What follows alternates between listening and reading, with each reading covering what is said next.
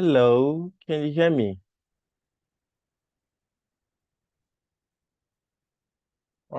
So we just have to start.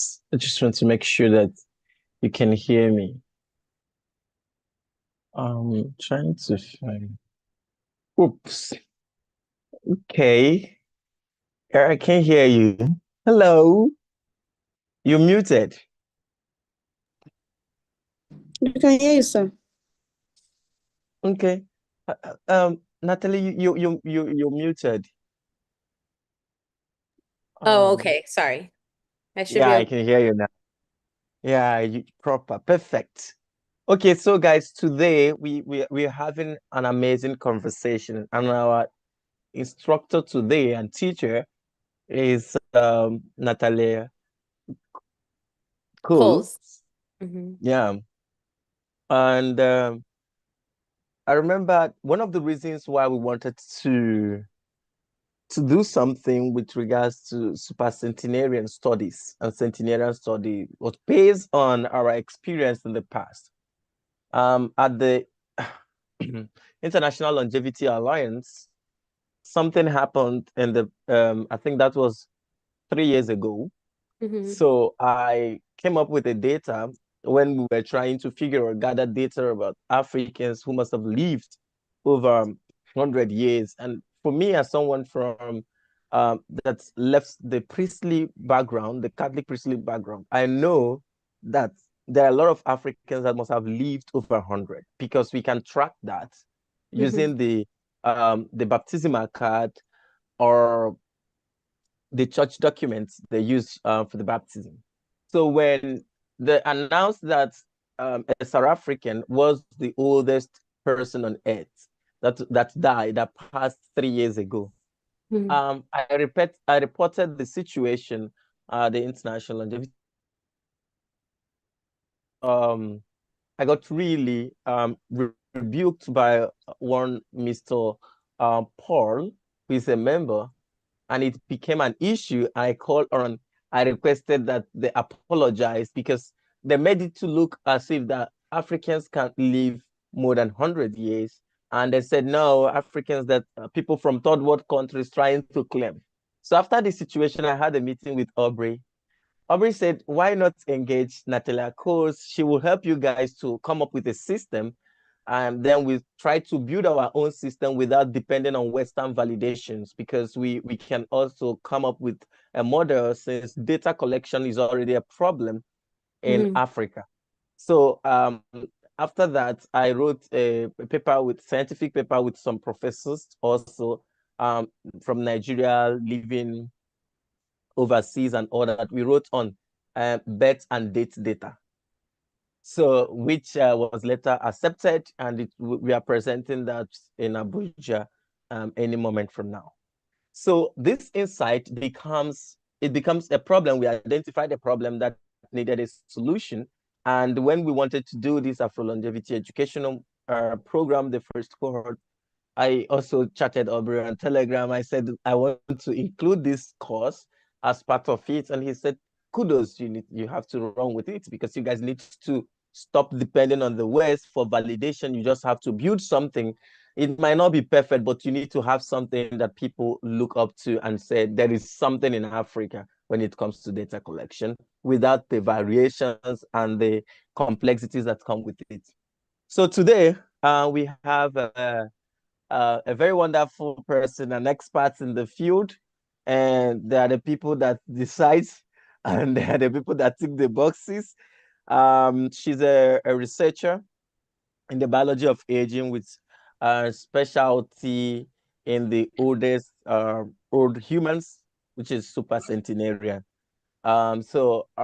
Please, the floor is yours. Tell us a little bit about your background, how you came about this research and studies, and how it will help us in this part of the world. Thank you so much for making out time to be here. Yeah, Thank you. absolutely. Yeah. Well, first, thank you for inviting me. I really appreciate that because a lot of people don't even know that this cohort exists. And so let me start by saying the way that I got into this was because my late husband, Dr. L. Stephen Coles, was the founder of the Gerontology Research Group, and he was a world expert in supercentenarians. And he is one of the first researchers, there are some who studied centenarians at the time as well, but he focused on supercentenarians. And what he did with the Gerontology Research Group is he created a database that actually tracked the world's oldest people. And it became such a well-known database and one of the most accurate that the Guinness Book of World Records started actually going through by his database and his validators in order to give that title of the world's oldest person. And unfortunately, in 2014, my late husband passed away of pancreatic cancer. And he made me promise to try and continue the research since no one was really doing this. And so I have then started to do exactly that. So I now continue the research, and as far as I know, I'm one of the few people that actually focus on this cohort of people who live to be 110 or older. And I have biosampled more than 17 supercentenarians, so I fly around the world, get these samples, and share them with the proper research team so that the good research can come out of that rather than just finding a corporate way of making money off of something.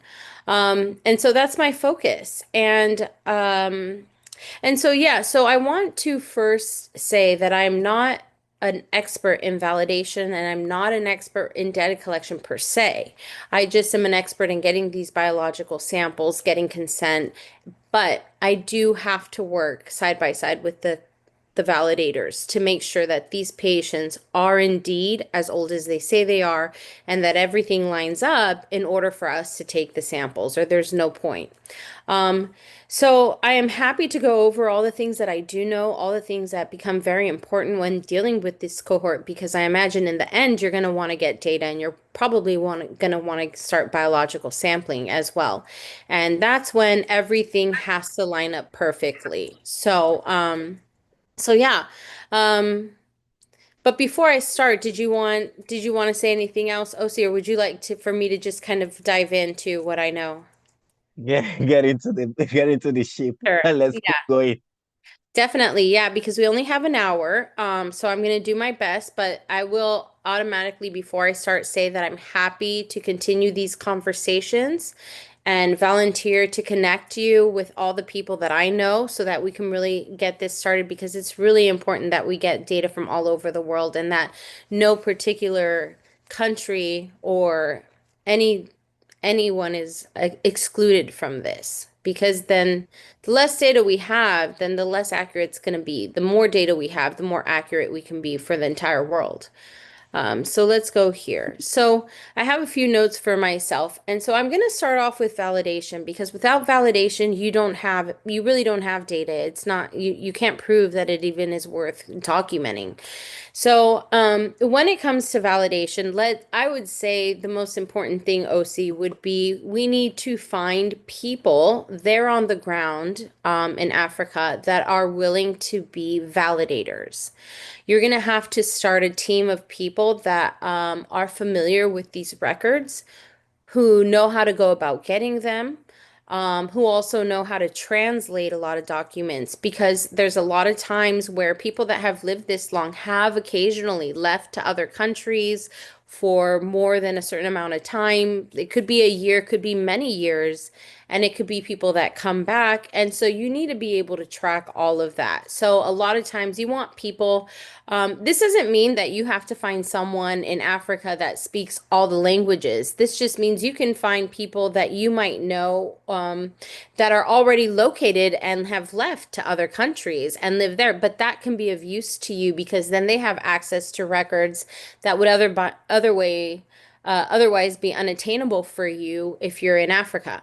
So that's important. And so what validation does is what you want to do is it's a deep investigation. It's an investigation in which you need a lot of documents to build. A lot of times these investigations can take a while. And from these investigations, they then build a report. This report is often close to 100 pages, and it contains a lot of information, sometimes even medical information. So depending on what it is, um, you have to be very careful with what the laws allow for what you can share. And so one of the issues I have had in the validation area is that there's a lot of claims that there's a lot of fake supercentenarians. So there's a lot of people claiming to be 110 and aren't. And that's important because when you have these fake claims, that sort of sometimes can be difficult to prove. For some validators, it's easy to prove. One of the issues that I've come into is there are a lot of people who will try and say that when they've already been validated, and once we have the sample, there are a lot of people who want to try and say, hey, well, how do we know that this is who they are? And how do we know that your sample is this? And so that can be an issue because for me, once I start doing biological sampling, it now changes, the relationship changes from someone that you were just investigating as a public figure. Maybe they were already in a news article and that's how you found them. But now you want to go on the medical side and do biological sampling. Well, once you get that report and once you start biological sampling, at least for me, they become my patient. And once they become my patient, a lot of this becomes medical records. And medical records have different laws in the sense of privacy. So that is also something to consider because you want to be able to have sort of like your own team of experts and have it be respected amongst the academics, the scientists, government officials. But you want that foundation to be so solid that when you get attacked from the media or news, you don't feel the need to try and prove by breaking any laws, right? So like one of the reasons I don't go against these people who say, well, we think this person is fake or whatever, if they're just a reporter, I can talk to them and I can tell them what kind of information we have, but I don't feel the need to share it because I understand that this is now HIPAA and that what we care about are the people doing the research and the people who actually validate, and that's what matters. So let's get into what we need for validation. So to validate a supercentenarian, you have to gather multiple documents and they have to be consistent. So you start building throughout their life. So you're going to probably want to start with like birth certificates, census records, um, any death records from their parents or family members, and you start to sort of build this network of information. And once you have gathered a lot of these documents, then you're able to take it to an authority, like a validator, or the Gerontology Research Group is one of them. Another one is Guinness Book of World Records, but Guinness Book of World Records tends to focus on only the top world's oldest people. So anything of just a regular centenarian or super centenarian, I wouldn't take them for sure for validation. They might not be willing to send their people to do that unless it's a case of like the world's oldest person. So what you want to do is you want to divide it into early life, middle life, and then late life. And so when you have early life, you want to be able to prove with things like you're going to need birth certificate, baptismal records, school records are beneficial, census records, and anything that can prove that the date of birth is the date of birth. And when you come to midlife, you're going to use documents like marriage, employment records, military records, a passport. With Maria Bragnas, and I can talk about this because she was a very public case.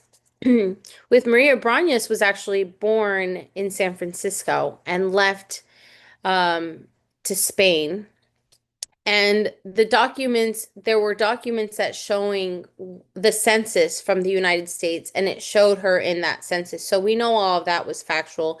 They used to keep track of when people traveled. And so those dates also lined up as to when she went from one location to the other. And then they had documents from there. So you have to be able to account when there's these big changes. you still want documentation even if it's from another country. And sometimes that's actually useful. If you come from a third world country, or if you come from a place that has really bad validation, but you find that you can sort of use validation from other countries that might be stronger in validation, that's still going to help your case, right? So you still want to use documents that are beneficial, even if they're out of Africa. So, and then you have late life. So for those that are like deceased, sometimes you might have to go backwards to validate a patient. And so that's when death records are still important. So you're going to have like death records, Social Security death index. I don't know if you have that there, but here in the United States we do. And then you want anyone that would be still alive that's related to the patient. So if you had a supercentenarian that passes away that was in the process of being validated but didn't get there yet, but the team still wants to validate that case, those death records are still important. So is any records that having to do with their children. A lot of times when you see with fake cases, when people claim to say that they're older than they actually are, they actually don't get caught for a very long time. The reason they get caught is because they make it to something like 110, and suddenly people say, wow, you've lived so long, and they start getting investigated. And then we find out that they are actually a lot younger. What happens is usually in situations you might think, well, what is someone motivated to do that? Well, in other countries, there's a lot of time where the male is named after their father. And when you have rural areas, when someone passes away, they don't necessarily go report it. They don't necessarily have to go through the same burial sort of process. And so what happens is you can have people take on the identity of the parent in order to gain funds from the government. So whether it be Social Security, whether it be retirement, whether it be, just taking on a property and not having to pay on it, things like that. So what happens is when you start investigating the children of supercentenarians, if there's a big gap, so say if someone stole their parents' identity and they're really 80 and they're claiming to be 100 and something, and then you start asking them, do you have children?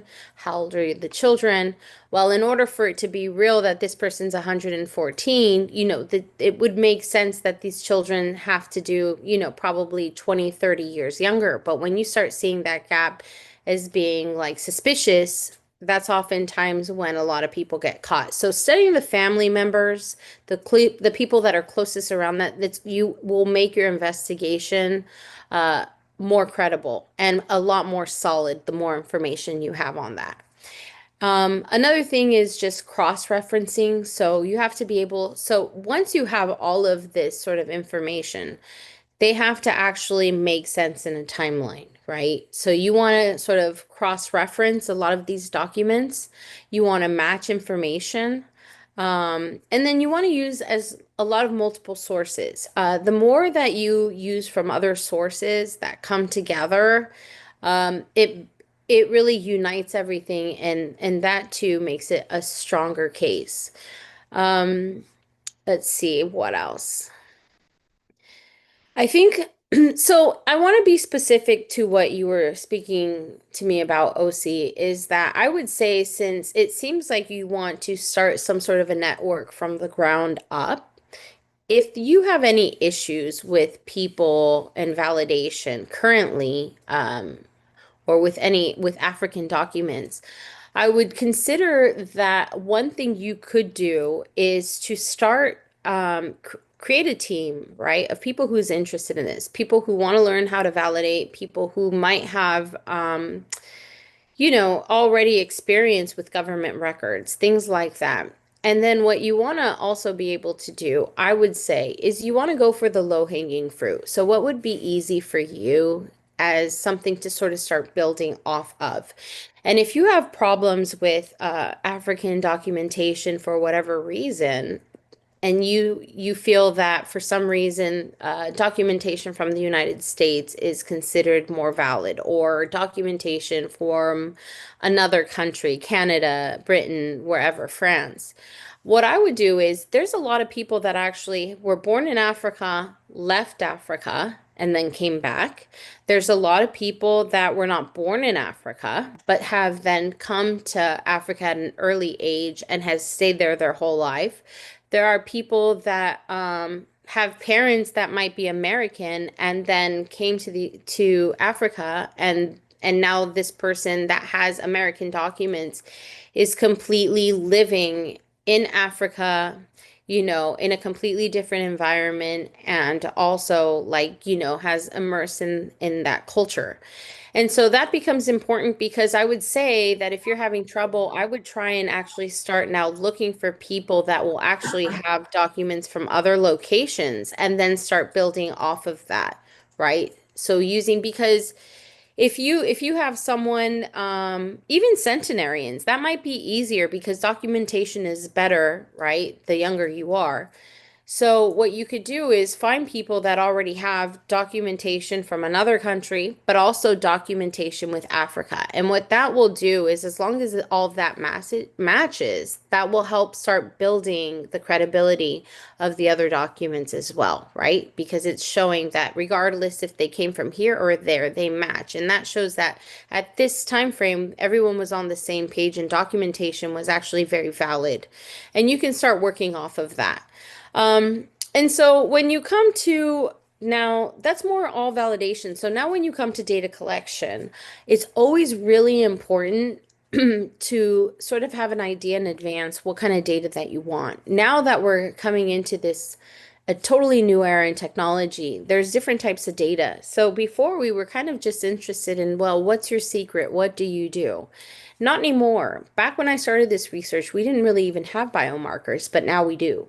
So when we come to understanding all of this, and the thing with supercentenarians is, once you have the opportunity to get there in the sense of biological sampling or anything physically, you don't always have the time to go back like you would with any normal patient, because this particular cohort dies very quickly, and they die unexpectedly, and they're just very weak, even though they're still considered to be like really in good health for 116 or whatever that might be. They're still very frail. So when this cohort stops, and I'm tracking them, and if they stop eating or drinking for 1 day or 2 days, I immediately have the family notify me. Because if you ever want to get into biological sampling, you also want to consider something like autopsy, because you can get certain things from blood draw, right? But that's very minimally invasive, and it's extremely limiting if you have the opportunity to do an autopsy on a particular cohort like this. So that's very important. So I would say understanding what data you want to get or might want to get in advance is really important, because for me, I do biological sampling. So the way to go about data collection here is, first, I need what's called an IRB. So it's an international review board. And that is permission from the government to do human studies. Anything where you involve like medical information or data on a population, you need to have permission to do this. If you don't have that permission, even if you're gathering the sampling, that alone can make it almost, it doesn't invalidate it, but you don't have permission to use it, and therefore you just can't use it. So I would say figuring that out, the laws in Africa first, about what you're allowed to sort of do with humans, right? What you're allowed to gather, what you're allowed to use and research, and get permission for that. And so once you decide that, I mean, the more data, the better. So, the problem is, for me, I've been very limited to what I do, because I have to go based on whoever's funding the research. And so it's up to them what they want to do. But now I think there's a little bit more attention, and people are realizing how important this is, where I'm starting to have a little bit more influence over that, where I can discuss with the teams who want to do this what I think that they should do. And so I think that building this, that gives you an advantage, because you can do this a lot in advance, depending on the amount of funding you have. But for the sake of the conversation, we're not going to limit it by that. So one thing that we're seeing now is that There are people that are interested in doing voice recognition because the amount of pitches and pauses actually increase with age. So there's people who want to do voice documentation as a biomarker. Um, the other thing is there's blood collection where you could do biomarkers. When you do the interview process, you get lifestyle information. I ask about diet. I ask about beliefs, right? Are they religious? Do they have high stress? Do they put their stress into a higher power? What is their family like? Did their parents live to be super centenarians? Does longevity run in their family? Things like this. I mean, everything, including asking a super centenarian, were you ever involved in a fire when you were younger? And you would think, well, why does anyone ask something like that? Well, that becomes important because if you get to the point where you do autopsy, or let's say, for example, this person has, bad lungs or something, you start to realize that all these things that they were exposed to previously that people didn't ask them about actually start to impact them later in life. So all of these things are important, right?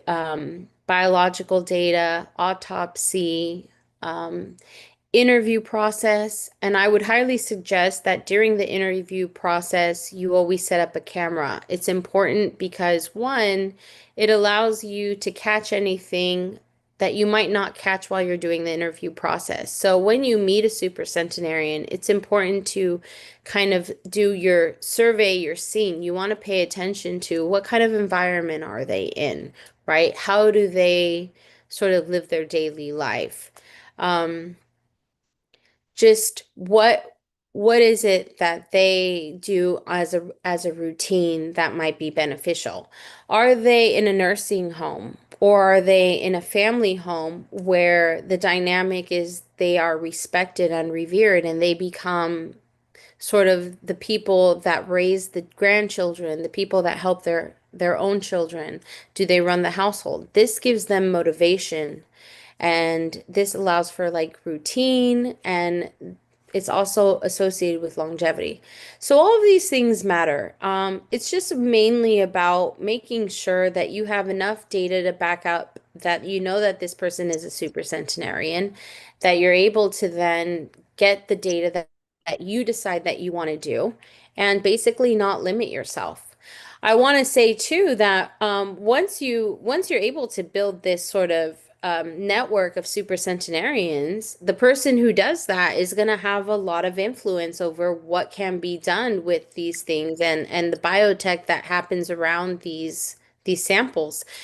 I would say if you decide to do this, don't limit yourself to just interviews. Definitely, I would consider doing a biobank. I think that's the most important thing.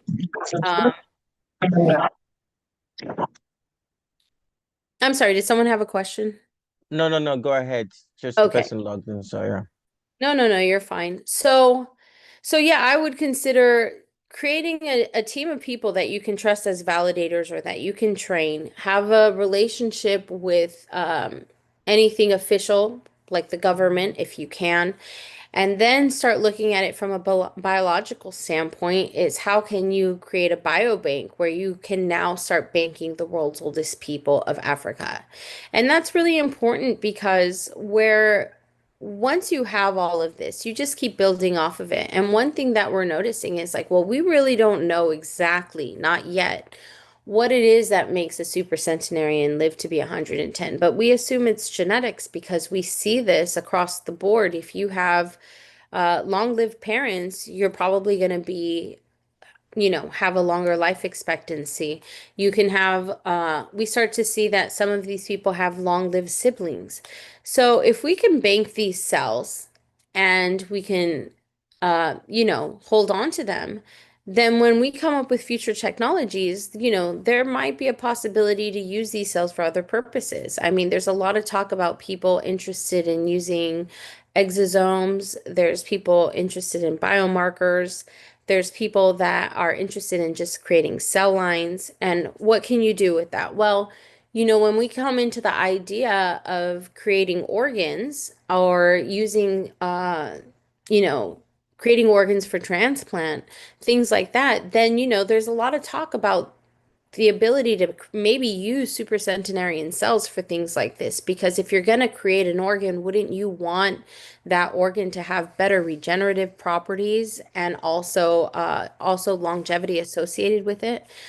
So all of this is really important, and I think that the research is fairly new. I mean, it's not new, but in the sense of where it's headed and how much attention it's getting now. Um, that I think it's really important to think about how to go about this and make sure that when you do it right. And I'm happy to introduce you, OC, to the validators that I use. And I'm happy to introduce you to the person who currently runs the gerontology research group. But as far as anything teaming up with the GRG to do sampling, I've always been the phlebotomist, and I'm happy to guide you on anything regarding that. One of my validators that I have used in the past was also, I'm not sure if they still are, but they were also the validator for the Guinness Book of World Records. So I definitely have a lot of resources that I could share with you guys. And, I'm happy to jump on another call in the future to discuss how to go about creating something, possibly if that's what you choose to do. But yeah, I mean, for now, I would say I'm open to any questions. I normally give talks specifically on the sampling, so I apologize if I didn't hit on any of the ones that you might have questions about. But yeah, and happy to go deeper about anything if anyone wants to ask me about any of my previous cases or things like that.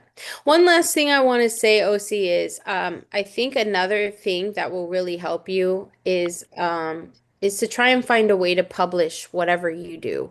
The more you publish, the more that will also give you validation, and the more people that you co-author with that are already doing this work will actually also start to build your reputation as well with these people.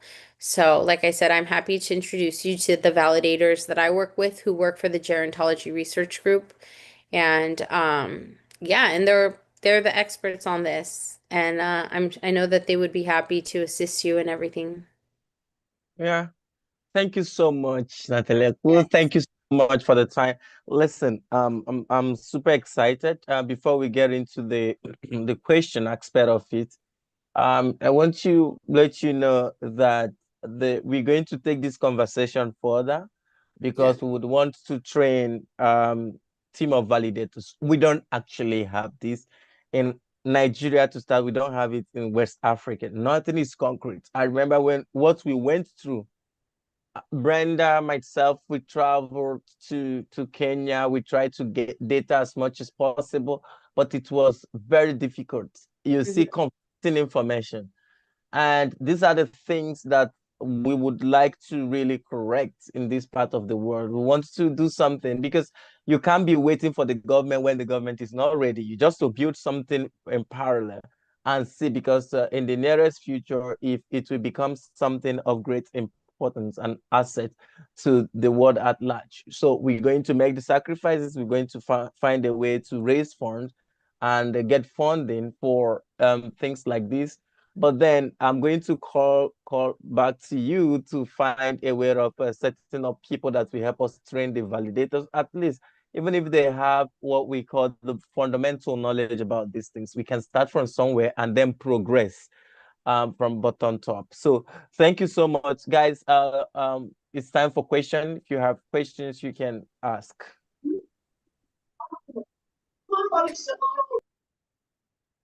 Yeah, the other thing I want to say, OC, is that I'm happy to not only help you with the validators, but maybe have them team up with the validators that I use to help mentor them so that they're not by themselves. And then what else I think would be great is we don't have validators in Africa.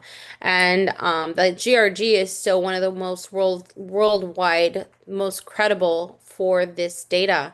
And so if you'd like, I will try and team up some people that, we'll talk. We'll be able to give them mentorship. And then not only that, we can actually maybe give them the opportunity to be a validator for the gerontology research group for representing Africa. And that will help both of us, right? We can create a synergy that gives it more validity because they have the backup of the Guinness Book of World Records and, myself and things like that. And if we can find our first validated super centenarian or centenarian. I mean, we could just start with centenarian. I mean, that's still important and we still want to sample that. Then, I'm happy to like help you guys with your first blood draw and like help you guys navigate that, right? Before you do it, obviously, we have to have a place to take the blood. But yeah, and you could just start that way. But I'm happy to assist in all of that and be there by your side while you do this. So yeah, but I'm happy to take any questions if anyone has any. Okay, thank you so much. There is a question here. Someone said, how can someone be trained? What academic background is the prerequisite to be part of the validators? Yeah. Well, actually, what's really cool about super centenarians is that it's so cutting edge that there's aspects that are just there's no school for. So there's not really a school to become a validator. I mean, maybe eventually they will be, but it's like they say, when you're on the cutting edge, you're out there all alone. If everyone was doing it, it's not the cutting edge. So we don't have a school for validation. You really don't have to be a world expert in something or like what you have to be trained at doing or is being able to obtain the documents, right? Maybe be able to help translate them. But the beauty about something like this is that, you don't need to be an expert because your documents are your expert, right? Your government that issued the documents are the experts in that.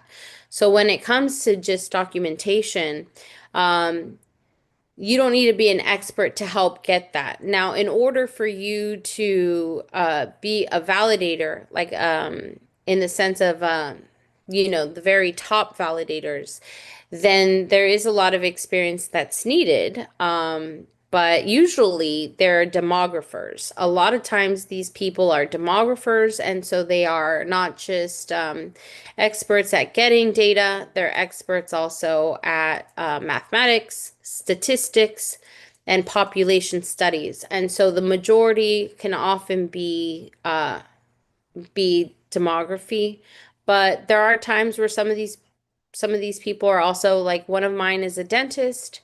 The other one is just experience. So my friend that worked for the Guinness Book of World Records actually had a full-time job and just did that on the side.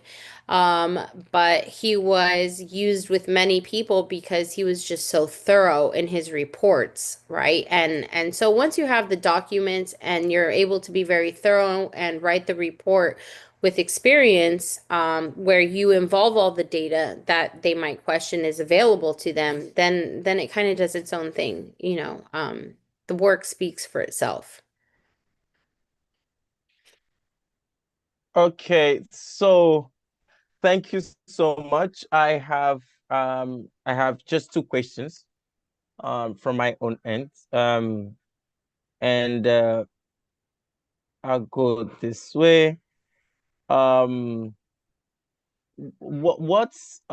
does your current research suggest might be the next big breakthrough in the biobank and biomarker ecosystem, like something Africa should prepare for right now so we don't repeat the historical pattern of being downstream consumers of um, data collections like this? Like when we want to, Um, yeah. well, I think for the biology of it, I think that would be it, would be like, I think if you were to just do perform tests on it and then not bank any cells, that would be kind of a source because that kind of happened to me the first time I did it. I did a lot of blood tests and I work with Stanford, we work with UCLA, and we published, and it was great to publish that information. However, with doing that, we never banked any cells, so there were no cells left. And after my late husband passed away, everyone said, well, where are those cells? Because, technology had progressed and we can do so much with them. And, there were no cells left. No one banked the cells. They only did the testing. And so everyone was like, that was such a huge waste. And so when COVID hit, I thought we were going to lose all super centenarians and we were going to have to wait another 10 years to get it. And so I realized if I got another chance, the best thing to do would be to still perform tests, but to bank these cells. And so in that sense, that would be what I would suggest is definitely don't just interview, do biological sampling and bank the cells, create a biobank. And and with the things of not being downstreams, this thing to look at is if you start working on like transplantation or cell reprogramming or just stem cells in general, those cells become very valuable. So you don't want to be behind in that sense. You want to be able to do that. Another thing that I would say is really interesting, and to consider in the sense of the work with the cells or like what you should study with these supercentenarians is what we noticed was I still had patients because they actually survived COVID. So we saw that all the patients that I sampled in the past 2 years actually had gotten COVID, and some not just once, but twice, and were never hospitalized. And so some people have a hypothesis that it might have been because they were exposed to the Spanish flu either as children or in the womb or something of the sort. But the point is, we don't know. What we do know is that they have an incredible immune system, incredible immune memory, and we have seen that any supercentenarian that's alive now has pretty much gone through 2 pandemics. So I think that that's something to consider because if you can bank cells or get biological samples that help you understand that, that could theoretically help you in a future pandemic. We don't know. And so that kind of thought process is what's going to keep you ahead, right? You don't want to do that. And also the other thing is you want to maintain those samples in Africa if you can, right? If you start saying, if you want to build this whole thing yourself and you want to prove like validation and everything, but then you start sending your samples somewhere else to be banked, to be studied because you don't have that foundation or you didn't create it there, then suddenly when it's important and you want it or you need it, someone else owns it, right? And that's how you get all this stuff happening. Like next thing you know, it's like, well, all your samples are in the United States or all of your samples are owned by a pharmaceutical company. And how did that help you? How does that money get funneled back into your country, into your people, into your supercentenarians? And that's something you really have to think about. And lastly, I would say I read somewhere in another country that they were making their citizens owners of their own data. And I thought, what a beautiful thing, right? I don't think that we can do that here now because, in the United States, you sign over so much on your email, on your applications, on your phone. So, and everyone just signs off that the data is fine, right? But now when we start looking at this, you can even start doing biometrics with your supercentenarians, right? And use that also for validation. And do longitudinal studies. That's a huge way to not get left behind. No one's doing that, and it's so crazy to me. And I have been advocating for this. Let's not throw the baby out with the bathwater. You guys see you guys see a centenarian, start studying the centenarian, start getting the data. Come back in 6 months to a year and say, like, let's do the same data. And if they become supercentenarians or semi-supercentenarians, which is 105 to 110, that's a semi-supercentenarian, you now have 3 smaller cohorts of the world's oldest people. You have centenarians, semi-supercentenarians, and if they live through centenarian, semi-supercentenarian status, suddenly you have all this backlog of data before they became a supercentenarian. And no one's doing that. And then what would be so important to look at is we're no longer dealing with a hypothesis. We're going to look and see, hey, at 101 to 102, did they age slower? And when they became a supercentenarian, did that change? Did they start to have accelerated aging towards the very end? Because that's what people think is like compression of morbidity. Do they just age younger and then at the end, do they just age faster and fall off a cliff? We don't know. Or do they plateau? But getting longitudinal data and then studying their children as well is the most important thing. So you can study the children and validate children through their parents, and then we'll see, is this your next generation of supercentenarians, right?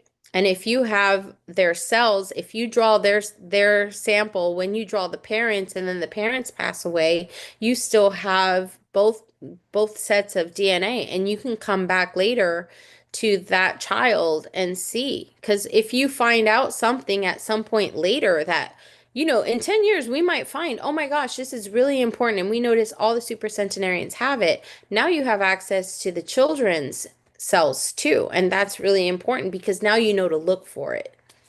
And so those are all very important things that you want to think of in advance. It's almost like, having a whole plan before you start, just because you don't want to miss out. Okay. Thank you so much. I'm going to get back to you. I have a lot of things that I'm going to write to you about so that we start doing something as soon as possible, because this batch will be finishing their program before 15th of next month. So there are some persons that might indicate interest, and then we get from our team to see how we can start this validation. Like Brenda is very passionate about this thing, because we got really embarrassed. We went to the village, the Guinness record team, before Aubrey told me about you. They asked us to go interview their family members, go to get government documents. We brought everything, and it was even signed by the government. The government confirmed it. We went to what do we call it again, in South Africa. I went there. We got all the documents. They approved. They said this is correct. We went to the church. We did everything.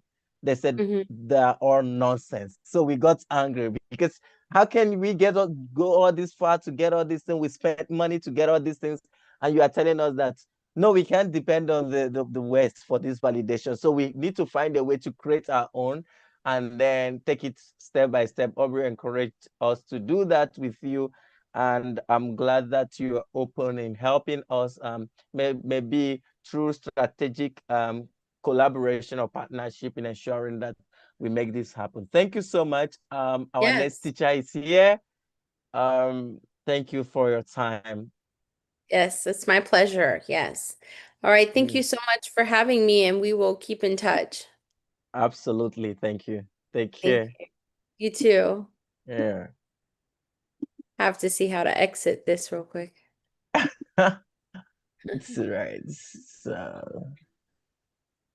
All right. So, thank you. Pin. Okay, our next teacher here is Professor Natasha Vitamore. She's here. She was here to. Hello, Prof. Are you here?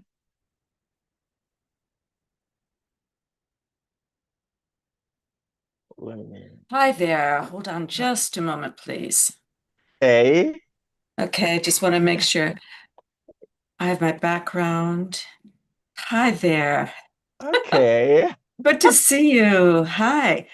I didn't get any instruction for how to share a presentation, or if you just want me to give a talk. No, I've done that. You can share now. I've done that. And put my glasses on. Hi, everyone. Good to see you. Okay. Perfect. Got that. Okay. Let me pull it up first. So, please continue talking as I do this, OC. No issues. No issues.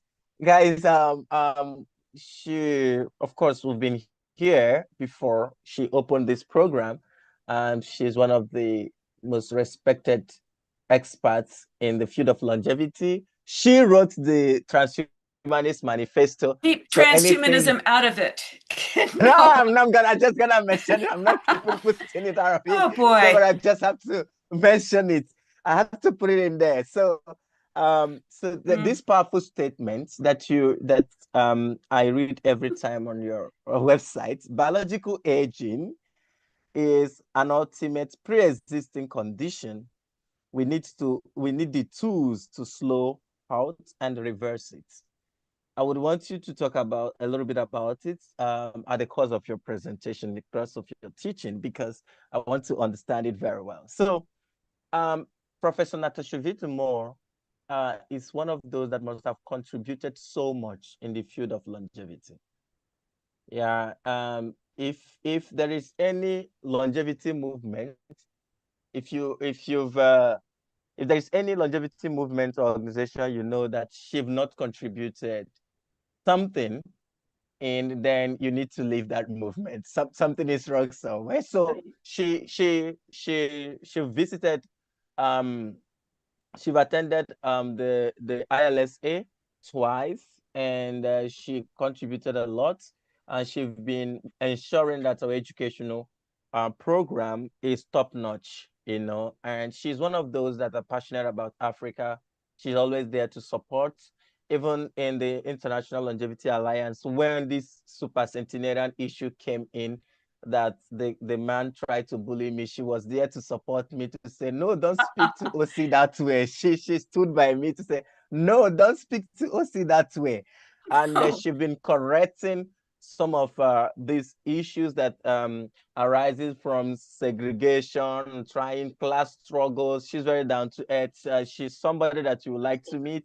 And she's taught us a lot of things in the field, and she helped in correcting the issues that arises, terminology, concepts, and all that, because she is also a very sound philosopher. So she doesn't take chances. And she always tell you, do whatever that makes you happy. She always said that, do whatever that makes you happy. Don't allow anyone to make you to be sad. Just find a way to be happy. So thank you so much, Prof. I would like you to tell us a little bit about your background, because there are a lot of persons here. They are all inspired by what you do, and they would want to learn so much from you. Thank you so much. The floor is yours. Thank you. That was so sweet of you. I love philosophy. There's no question about that. I think it's one of the greatest arts ever, because it teaches us how to think critically and to explore our own vision of the world, but to perpetually or continuously be putting our vision, our subjective views, our moralities, our desires toward thinking critically. That means objectivity, looking at all sides of the issue, being more apt and adept at listening to what others have to say, and to question our own views. So having your views is great, and I love that. But I think it's really important today more than ever, I really truly think this, that it's important to listen to others, the views that don't necessarily agree with your own views, and to continuously be learning. And I think in the domain of longevity and education, that is paramount.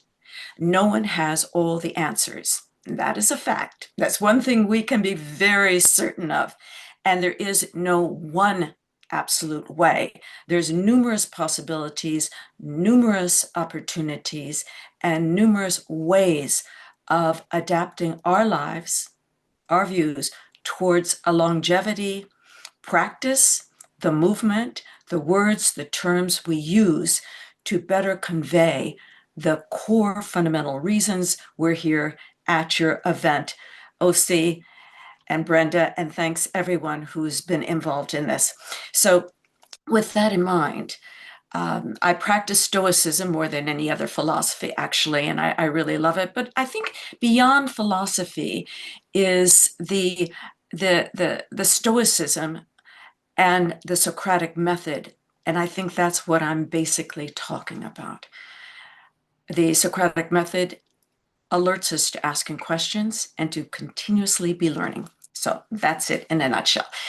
My talk is on the longevity framework. And when I look at the longevity framework, I think about three things primarily: the language, the terms, the phrases we use within the domains of longevity; the movement. How did we get here? What is this world we're in where so many people we care about are thinking about health span? We're talking about aging and anti-aging, living more with vitality, our exercise routine, our diets, our nutrition, the amount of rest and relaxation and sleep we're getting, and also our community. And that is the importance of this project, building a community surrounded by educational voices, and with the goal to help us better think for ourselves, and by continuously, as I said before, questioning what we know and learning what is right around the corner, what could be next, and how to build our portfolio of knowledge. I don't know whether I want to show my presentation, but I guess I can. I'd rather just talk to you.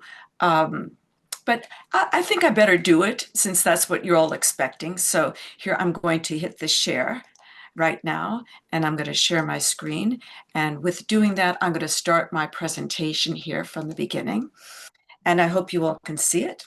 I can, so I'm assuming you can. Yes. Okay, good. All right, so what is this framework I'm talking about? It's inclusive of everything the previous speakers have talked about and that the following speakers will be talking about as well. It's the framework that helps us better understand where we are today, where we came from to get where we are today, and where we could be heading tomorrow. So we'll explore the crucial role of health span and well-being because they're primary in the longevity industry, the importance of preventative care and healthy aging in the practice of longevity, and the tension between the quality of life and length of life. And this revolves around the mental and emotional considerations. How do we deal with growing older? How do we deal with the diseases and injuries that we will probably get, have had, or might get in the future? And the current state of technology and aging, and a glimpse into the future. In order to do this, it's very important that I first talk about what I call the lexicon of longevity. This is a project I worked on about 2 years ago, formalized a chapter for a book on it recently, and it's becoming a short book in a triptych of books. One is on the lexicon longevity, one is on the longevity movement, how it got started and where we are today, and the next one is on practice, my personal practice. So that is the framework I'm going to present. The terms that we use most often now are health span and well-being. In 1990s, we talked about life extension. In the 1980s, we talked about anti-aging. In fact, in the 1980s, there were a number of books written about diet, exercise, community, rest, relaxation, meditation, etc. So these ideas are not new. In fact, health span is a term that has become popularized today because of the longevity movement, whereas lifespan was a term that we used more frequently. But the main point here is that health span and well-being are all about physical function, our cognitive capabilities, and our emotional satisfaction. If we're not happy with our lives, then we need to take a good look at what is causing any type of unhappiness. Are we fit? Are we working out? Are we walking? Or are we sitting back and just watching the world go by? Are we enriching our neuroplasticity? Are we exercising our core mental muscle, our brain? And how is that helping us find a level of comfort in our regime for longevity? So the term health span is relatively new. Again, it was lifespan before health span. Before that, it was anti-aging. Before that, life extension. And the list goes on. So what I have here, could you all turn off your mics, please? Thank you very much. Thank you very much. Okay, I'm going to go back here and pause on this slide. Let me I have people admitting coming in, so I'm going to stop sharing and start it again. Okay, here I go. Let's try it again. So please turn your mics off. That would be so helpful. Thank you so much.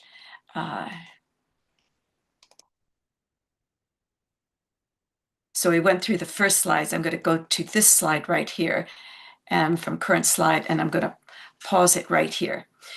The story of the evolving lexicon on I'm going to have to stop this. Hold on. Just a moment, please. I think that the sharing is affecting me, so I'm going to take all these slides. I'm going to turn off the transition to none and then go back. So here. Okay, let's try again right here.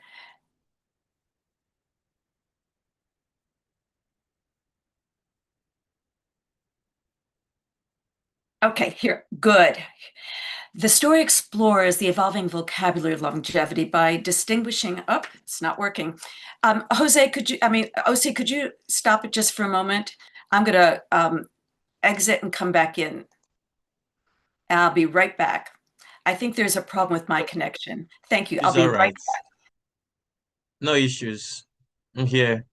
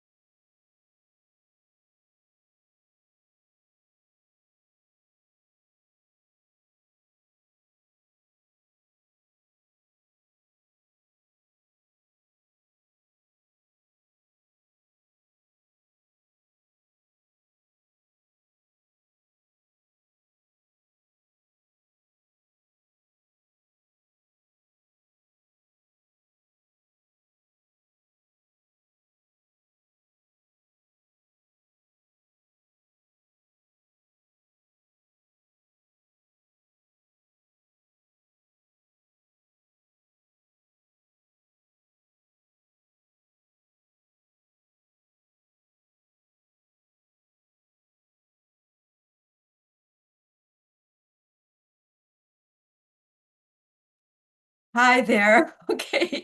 Can you all hear me? I hope Yes, so. yes, of course. Okay, good. I Yeah. think I had too many things open on my computer and it was causing a problem. And I think that what I need to do is check my video settings and turn off the virtual background behind me and just leave it black. Okay, blur it there and just leave it at that. Maybe put this on. Yeah, like that. Okay, so I'm just going to talk to you. I think it's too difficult on doing this to have my presentation going, and I'd rather be able to be with you all one-on-one here. So let's just let that be.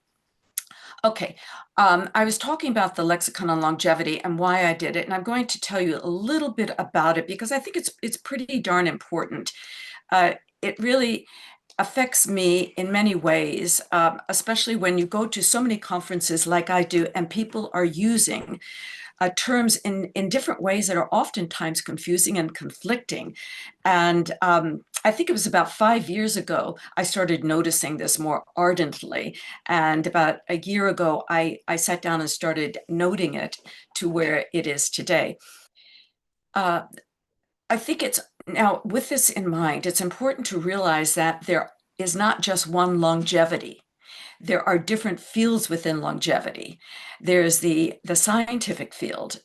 There is the business industry of entrepreneurs and pitches and finances, et cetera, and the global movement and the practice of longevity, people who are advocates and practicing it and discussing it.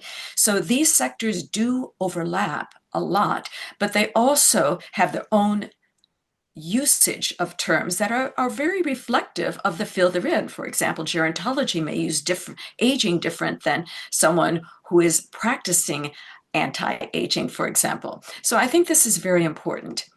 When looking at these terms, those three fields stood out most for me. Again, the scientific field, which has very crisp understanding of terminology because it's a science, and that includes gerontology and geroscience and medicine, to be sure, and the different approaches to longevity. Then there's the business. When you're giving a pitch, you may want to be more fanciful and more business-minded in talking about numbers and percentages of returns on an MVP, for example, or your minimum viable product. Then if you're someone who's practicing it, might want to talk about the ingredients in nutrition and the making of it or the art of it. So we have the key terms within those three domains. Across them, we have general terms. We have the theory and strategy of longevity, the marketing of longevity, the commercial and applied terminology there, the technology and the tools as they advance and those terms change, and the general trends as far as talking about therapies and practices, to be sure, but the common longevity approaches, where my approach is very personalized for my body and my age and my lifestyle, whereas that may be very different from OC's or Brenda's, for example. So we look at that and realize that it's very important to be very clear as we're describing our own practice. The chapter that I wrote in the book that's coming out on the lexicon of longevity is extremely dense. I didn't just write it alone. I asked for cohorts, colleagues in these different domains to give me their feedback. And I'm not defining or redefining terms, I'm giving meaning, the usage of terms. So you can look at any dictionary or any encyclopedia of terminology to get the precision in the meaning of the terms, but the usage and meaning and how it's being conveyed is where I had a pause and a reflection on the confusion there. So while you may read the newspaper today and see where one of the movie stars in the movie Terminator said publicly, I think it was yesterday, that she's not concerned with aging, but she's looking at aging as an intervention of cosmetics, of Botox, for example, or injections or cosmetic surgeries, and not looking at aging and the wisdom of aging. So even with the one word aging, we still don't have a common meaning of it. And I think that's okay, actually, because if we're going to be extremely dogmatic and precise about a meaning, everyone's going to have to conform to that. I think that if we look at it more, that the meaning needs to be best situated for the discipline that's being discussed. So aging, just that simple term, can mean the chronological years of accumulated stress on our cellular structure, affecting how we behave and how we feel and our physiology and our psychology, for example. Aging in another way has a lot of revered respect, meaning the wisdom, the accumulation of knowledge and experience that makes us better people, perhaps, or more humane, or more cognizant of our behavior and how we treat others, for example. So that's important to understand. So aging is not a bad thing. It can be a very beneficial thing. In fact, in the future, we may look at the term aging as being almost meaningless, because if we live longer and we regenerate much of our cellular structure and we integrate with nanorobotics, for example, and genetic engineering becomes the norm, like a vaccine perhaps, then the age that we are may not match how we feel emotionally, intellectually, or how we look physically. And I think we're witnessing that today. And I think that's very exciting. So the lexicon of longevity, the terminology, the words we use, let's please, I hope you can read this. And anyone who wants this chapter, I can send it to you, or the book. So I'll make that available for you all as an educational tool. The second part of my talk is on the longevity movement, and I'm enamored by how it is growing by leaps and bounds. And I want to tell you a little story about this. The longevity movement itself began to take shape in the late 20th century. I'm not talking about the history to antiquity. The ancient Greeks and Romans, the people around the world, in Africa primarily, who had all sorts of native methodologies for curing disease and injury and treatments that I know that you all are very aware of and OC has talked about a lot. I think that's to be respected. So over time, the history of longevity as a field of study and practice is ancient. But I'm looking at this movement that we're part of today, that we're convening here and learning and being excited about learning.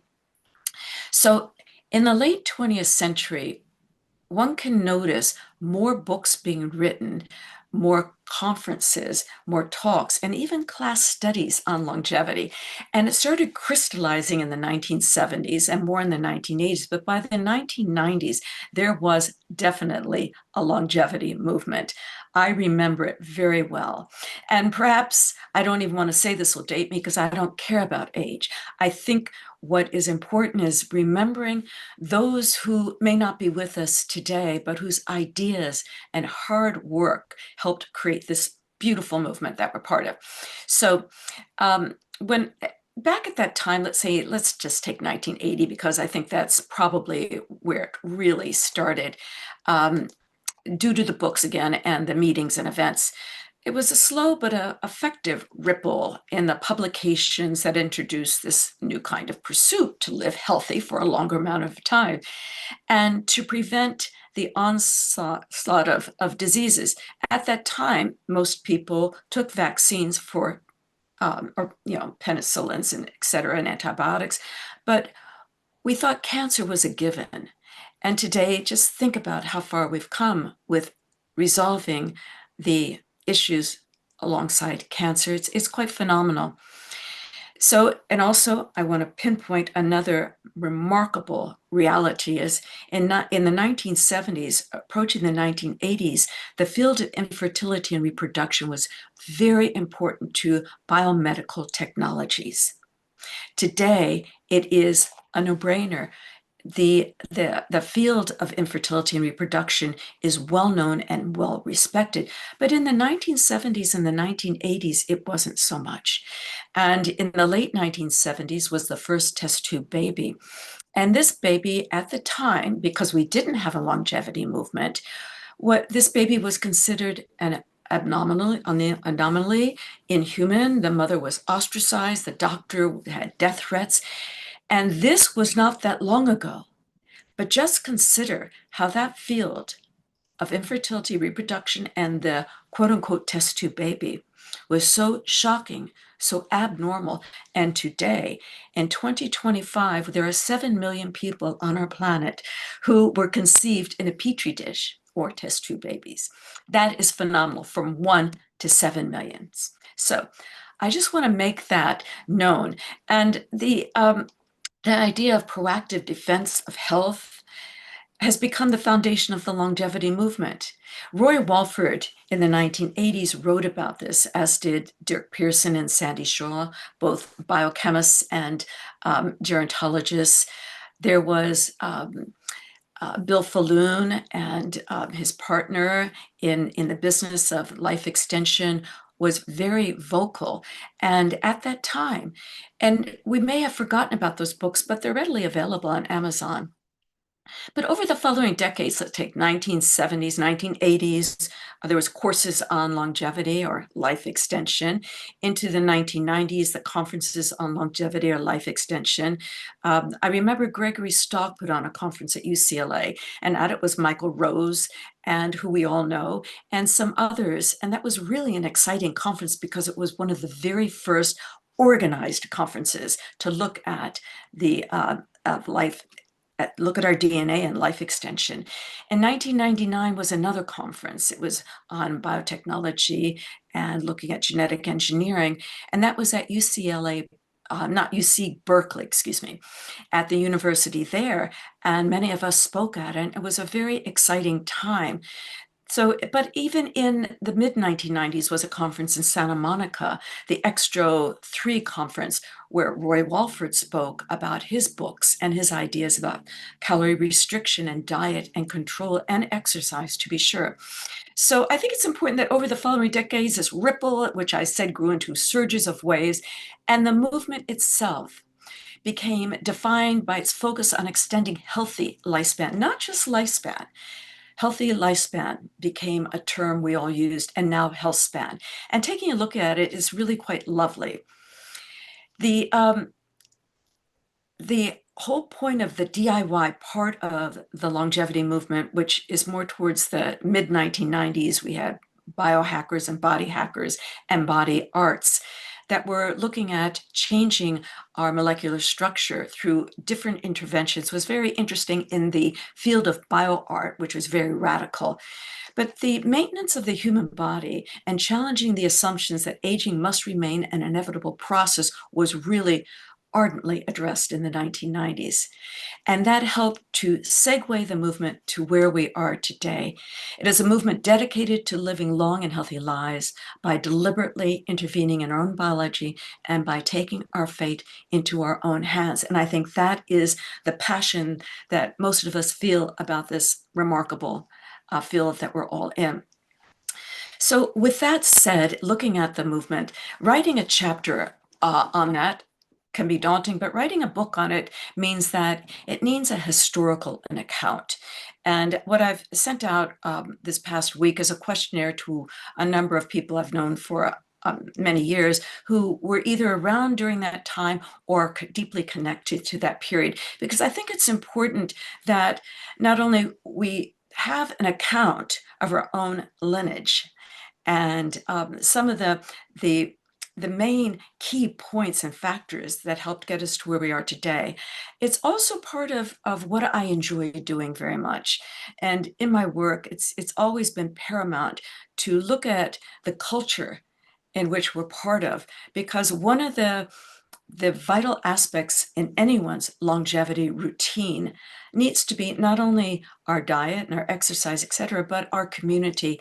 And so I think that the more we can give to this culture that we're part of, the better it is not only for our culture, but also for our own lives. So it's like putting on your own safety net or safety vest first. Make sure that you're protected by being a part of something bigger than yourselves, which I think is the longevity movement. The third part of looking at longevity is how we use the terms, the phrases, and the lexicon of longevity within the various aspects of the movement, which means the fields, the enterprises, the practices, and advocacy of longevity, how we can really form that into something that's very personalized for ourselves, something that we are the CEO of our own body, we are the CEO of our own longevity routine. I think this is getting a lot of attention today for most of us. We've listened to others talk about it, we've read about it, and we continually are educated about it.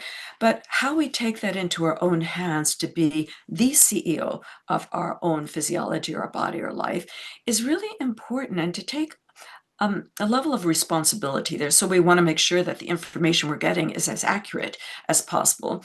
We want to make sure that the information that we're getting is as reliable as possible. And we want to be better tuned in, or better BS, bullshit detectors of false advertising or false marketing or false claims.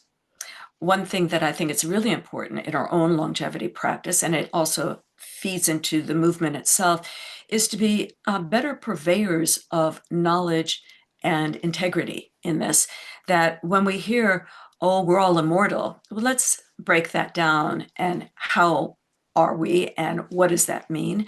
And when we talk about or read about how we're solving the problem of aging, to be more critical in assessing that. We are working on solving the problems of aging. We're working on finding cures for diseases, and we're working on creating a more sustainable body and life.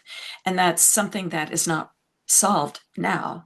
It's something that we're working on. And I think that with admitting that comes a certain responsibility and level of awareness or truth making, that it's It's in the process and something we're part of. And I think that what I also love about that is that it is inclusive of everyone, no matter who you are, your background, or your level of commitment or involvement in the longevity field.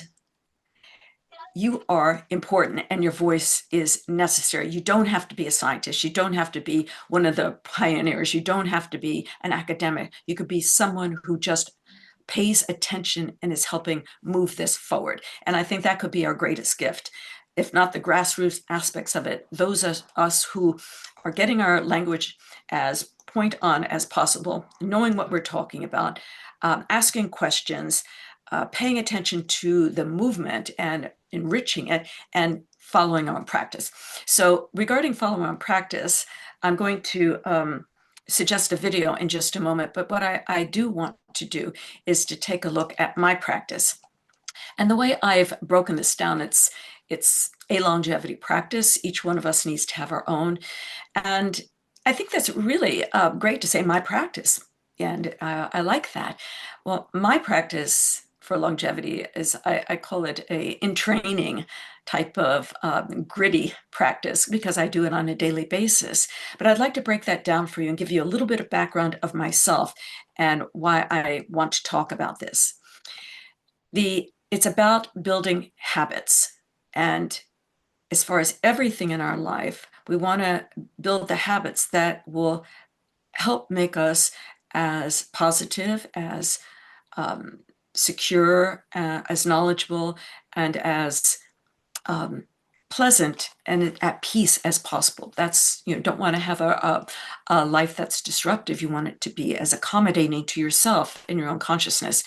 So take a look. I'd love each of you to take a look at what you're doing on a daily basis to be as healthy as possible. And this is not just in the body, but it's also in your mind.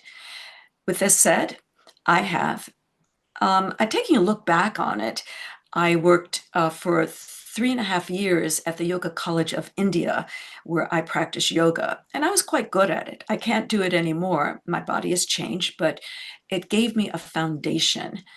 I've spent 6,000 hours in the gym working on weights or body muscle development and bone density. And this is fast twitch muscles like body sculpting. I've spent 50 years practicing transcendental meditation and creative visualization. And this is, if those of you who are religious, it's like your prayer. It's my daily practice. It's part of my a consciousness or a neuroplasticity practice. I have daily cognitive fitness, brain boost for neuroplasticity routines that I do. I have high intensity sports. For example, I've skied down the longest and steepest slope in North America. May not be able to do that today, but that helped build a certain resilience in my body, my bone and muscle memory. And our muscles do have memory, so that's important. I also practice slow burn Pilates, which helps with balance, and really, really good, especially as we get more years, our balance becomes affected. Looking at any time, but balance is really important. I'm certified. I have an academic background, a certification in nutrition, fitness training from the American Muscle and Fitness Academy. And I was awarded the Outstanding Contributions to Colleges Against Cancer. And that was in, I think, the 1990s. So I have this background that gives me some solid awareness, but I'm not an expert. I keep on learning. And I think what's important here is our practice has to be malleable, that flexible. As our bodies change and go through the various changes, whether it's puberty or menopause or andropause or older age, things happen. Arthritis sets in. There's a certain slowing down that sets in. So we need to be aware of it and not be afraid of it, but to take it on. And it's something I'm in the process of doing now. All of that is really important. The main thing here is to do it, not just make a list of all your accomplishments in the working out or the athleticism of longevity, but to do it, even if you can just walk a mile a day or half a mile a day, that's something right there. The main thing is that we often talk about the sciences and technologies of longevity and the work that's being done as something distant that doesn't affect us. The work that we need to be doing on ourselves is an everyday practice. So reading about it and following your most preferred mentors or who you think is important in longevity is great. That's fine. But I think that you need to be your own follower. You need to make yourself, again, the CEO of your own longevity practice. And you don't have to be perfect at it. You don't have to, look like a studded star about it. Everything that you do, from eliminating certain things like alcohol and sugar, is good. Maybe eating more protein and vegetables and fruits is good too, which gets me to the attitude. And I think equally, along with the exercise, the nutrition, our diet,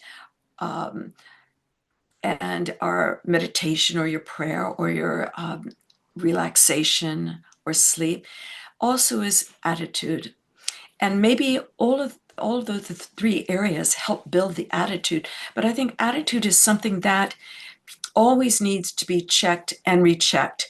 And it's not about pleasing other people or apologizing or having lots of followers. In fact, I don't pay attention to my followers.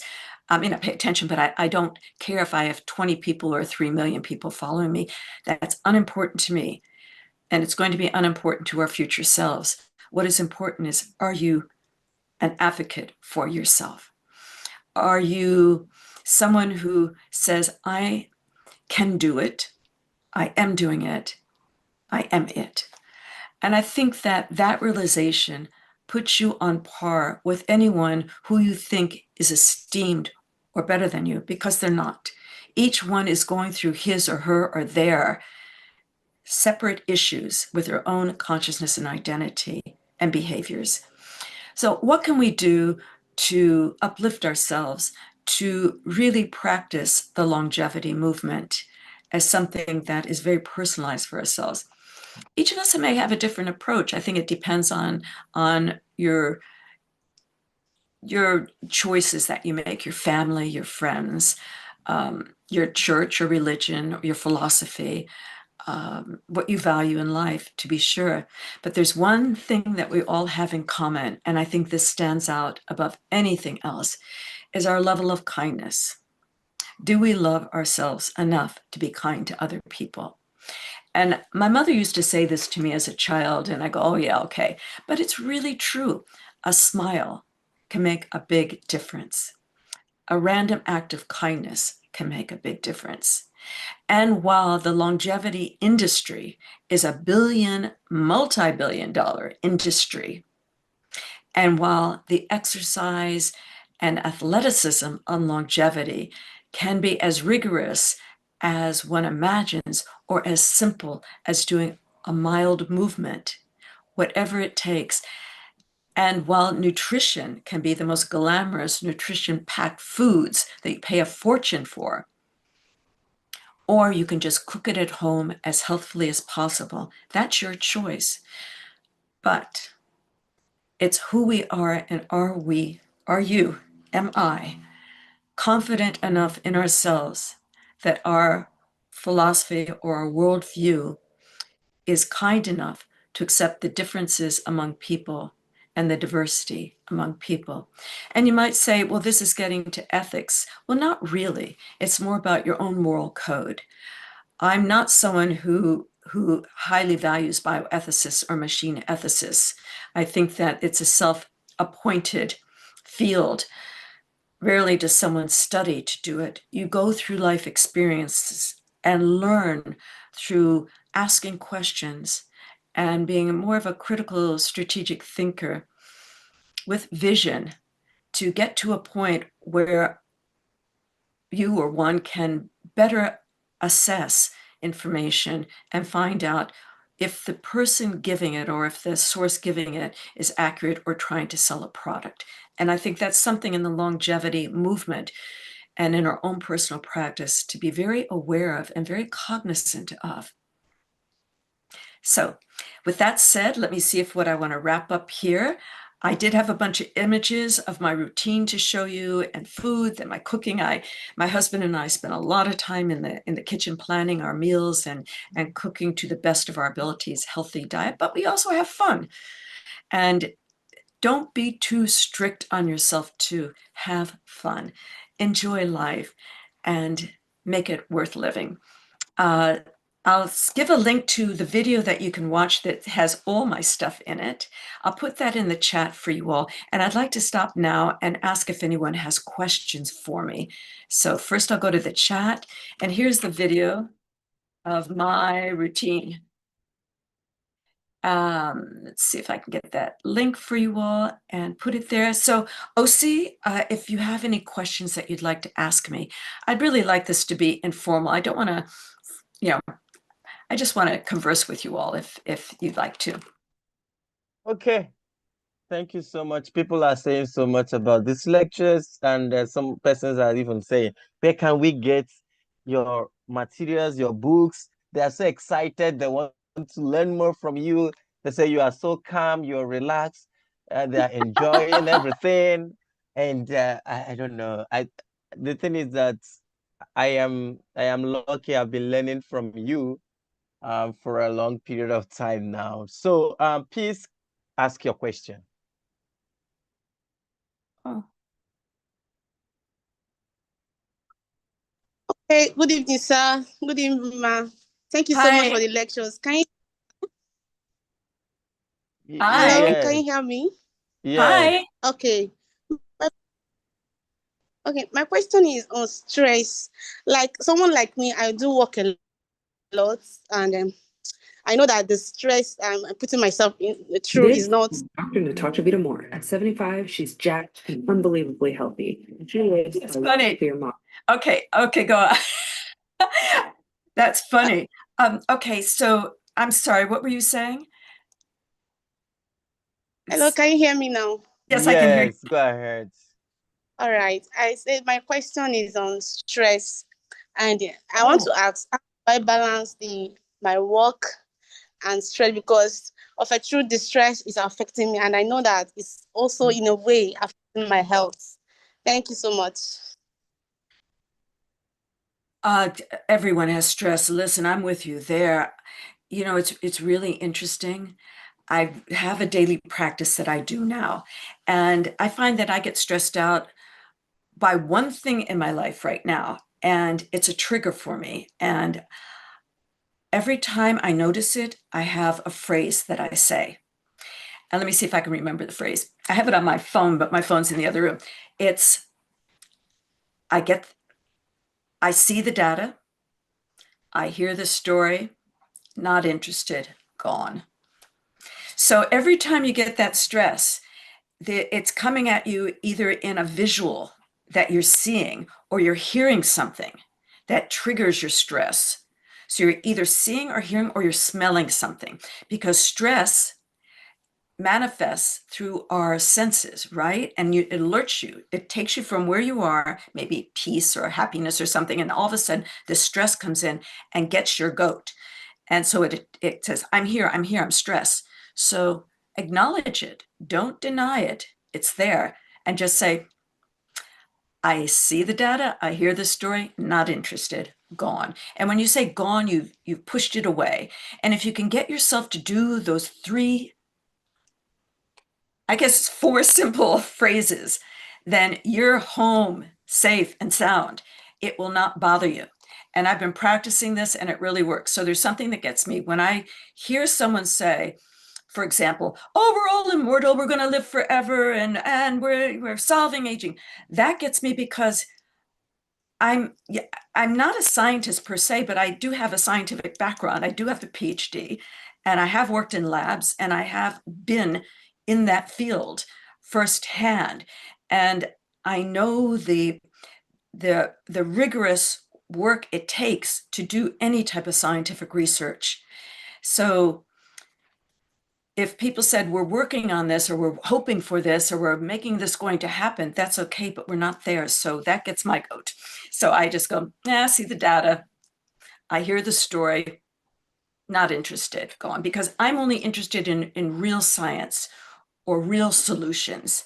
The marketing, the promotion, the wanting applause or wanting to be seen, all that doesn't interest me. Does that help relate to your issue about stress?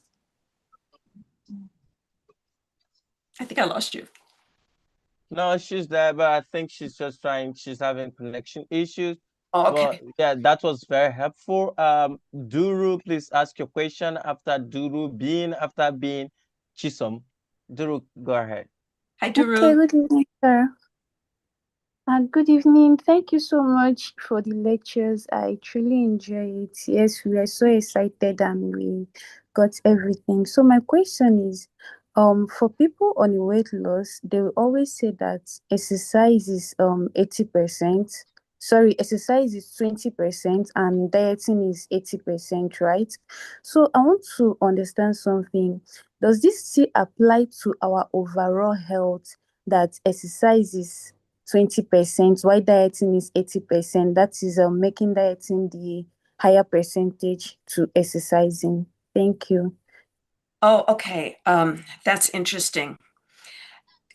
Dr. Peter T is someone who I really pay attention to. He's not someone who really promotes longevity past 100 years. He's more of a, within the given human average lifespan, will live to 100 if you're fortunate. He promotes exercise, number one. I like what he has to say. I don't think it's absolutely number one. I think that exercise is probably 50% and diet is probably 50%. And I'm going to have to qualify that. Exercise, you don't have to lift weights or do Pilates like me or yoga or ski down the fastest slope in North America. You don't have to go so far. I'm an extremist. I like challenging myself to that level. And it's not always good. Sometimes it's not a good thing. So I think that exercise flexibility is crucial, because in later years, if we don't have any interventions for arthritis and bone density, or the stiffening of bones and bone loss and muscle mass loss, and if we don't have solutions to joint wear and tear, and like rotor cuff and all these different knee problems, back problems. Almost everyone I know has back problems. These are considered normal for older people. If you don't start exercising early on in your life, those problems later on are going to be probably worse than what they would be if you did. So I would say exercise is paramount. Now, diet is also paramount too. But I think that being underweight might be better than being a pound underweight is probably better than being a pound overweight, because it puts stress on your heart and your organs. And it's not a matter of criticizing someone for being overweight. It's a matter of what your body can do. Oh, let me ask them to mute. Okay.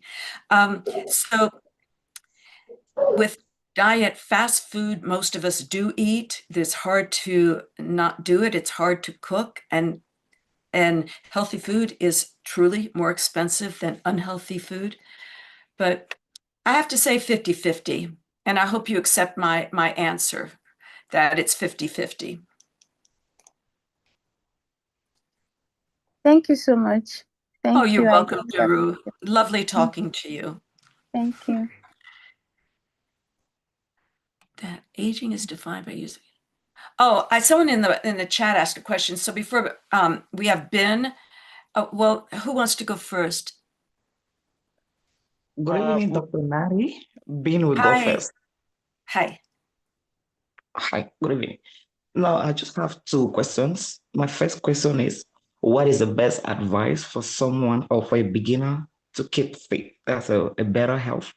Is it the exercise or the diet? Which one should a beginner start first? It seems like you all are interested in that. It's really, I love these two basic questions because they are so important.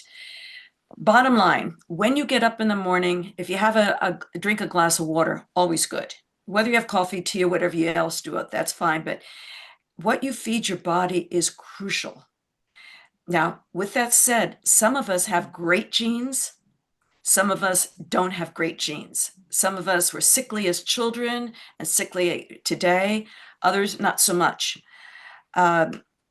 So while our DNA is not written in stone, and we know that epigenetics is one way to get around that signaling of our DNA turning on and off certain proteins and behaviors,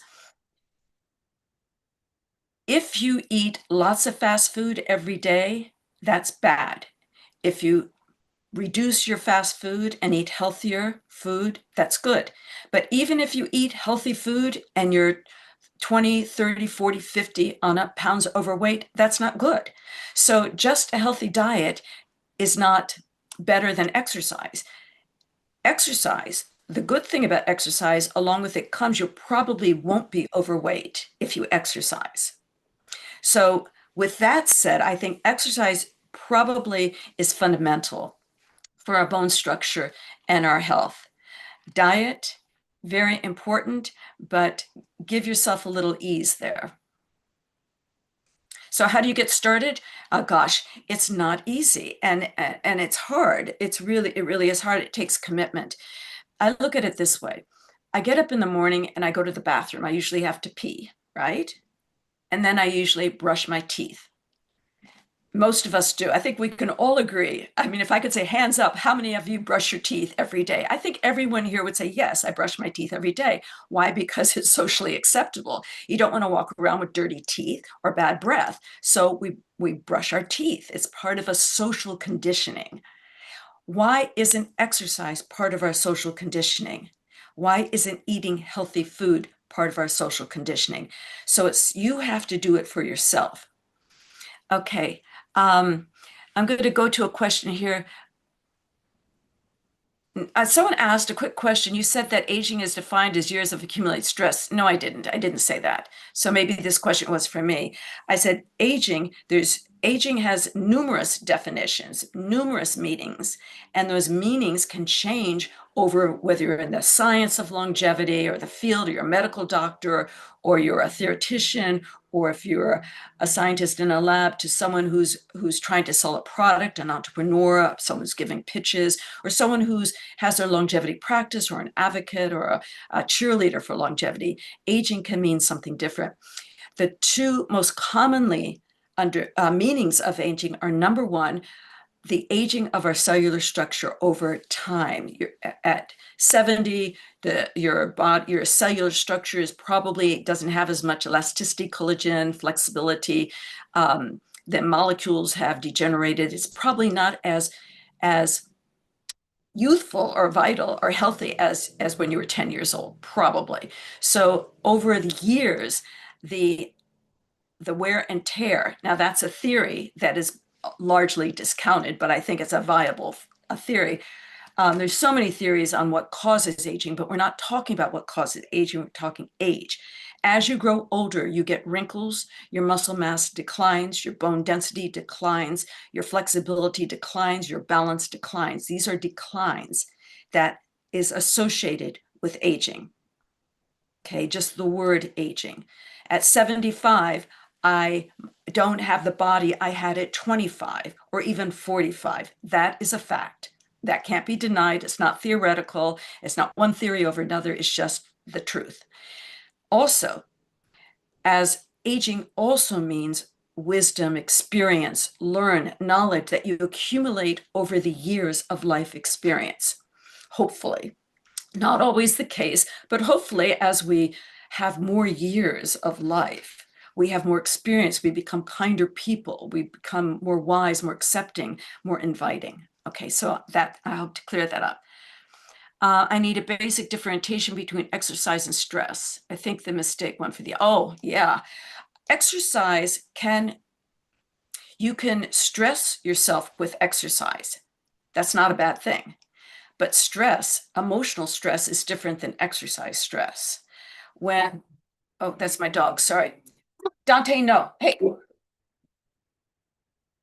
Stress from exercise is good. You want to stress your muscle, you want to stress your heart rate. All this stuff is good because the stress, as long as it's not unhealthy stress, but some stress or most stress in exercise is to get you to the next level. So that's good. Stress in our lives, meaning someone who's rude to us, or someone who discounts us, or someone who's disrespectful, or someone who's intentionally trying to hurt us, or just life stress from a job, from love affairs, from all these different things, that is unhealthy stress. And that's where I told Duru, I think it was Duru, my practice to say, I see the data, I see the stress, I hear the story, I got it, I know what's going on. I'm not interested, don't want to be part of it, gone, it's out of my life, go away. And I think that type of practice. So I wanted to clarify that. Is it possible to eliminate stress completely in one's life? No. Stress is not so bad. And I think that I'm going to mention Dr. David Eagleman, who's a friend of mine and probably the most knowledgeable person around about neuroscience and the brain and stress. And I asked him one time about my mother who had dementia, and she lived to 99 or 100 years old, and she had dementia. And I asked him, I said, my mother has always been very intelligent, did crossword puzzles every day, an avid reader. She and I did a lot of research together. She really was active. Why did she get dementia? And he said, if you repeat the same type of cognitive exercises, you become it. There's no stress. We need to have some stress to help us, to challenge us. So stress isn't bad. It's the repeated pernicious stress that is unhealthy in our lives that we ought to eliminate sooner rather than later. I hope I made that very clear. So your two biggest challenges in longevity, what are the two biggest steps you think as Africans we can take to key in this journey? Okay, as Africans, and I really do want to get to the other questions, but as Africans, remember, you're a big continent with many countries. So one thing you could do is find a common denominator across the different countries and governments and values or societies of people, the different cultures, and find a common denominator. I would say that is paramount. You need a unifying belief system or unifying goal, let's put it that way, rather than belief system. A unifying goal. You want the continent of Africa with all of its many countries and many cultures to be focused on setting a goal to being healthy. And I want to preface this by saying, all humanity came out of Africa. We evolved from Africa. So a great salutation or logo or slogan would be, we started in Africa, let's make Africa the health, let's return health to humanity.